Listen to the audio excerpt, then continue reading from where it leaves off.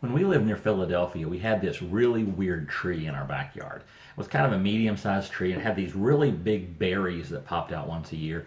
And they didn't look remotely edible, and I never tested. And it would have been, sometimes I'm like, it'd be nice to have a different tree, maybe an oak tree to give us lots of shade, or a cherry tree. Cherries would have been great, but we had these red berries that fell everywhere. And you know what was interesting was the tree was perfectly fine with who it was. It never stressed about not being a cherry or not being an oak or anything else. It was fine with who it was.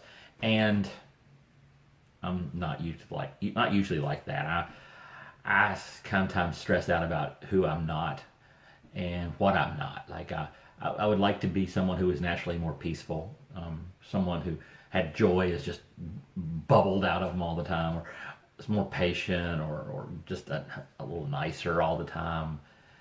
And I'm wishing I was a different person. And then I read the Bible and it talks about I'm supposed to be those things. I'm supposed to be loving and joyful and peaceful and patient and all that stuff. But when I look closer, I see something else. I see in Galatians 5:22 it says, "But the fruit of the Spirit is love, joy, peace, patience, kindness, goodness, faithfulness, gentleness, self-control." Fruit? That's what comes out of my nature. And according to the Galatians, that comes from God's Spirit, not from me. See, I am to work to be those things. But it only becomes natural when God's Spirit works in me. So maybe I shouldn't stress as much. Oh, there's stuff I should do. I have a job to strengthen my relationship with God, sink my roots deep down into Him, and to love others the way Jesus loves me in my actions as I act loving toward them. And then His Spirit transforms me. And over time, the fruit of the Spirit becomes natural. But I shouldn't stress when it's not natural to be loving and joyful and peaceful and patient, because that's fruit.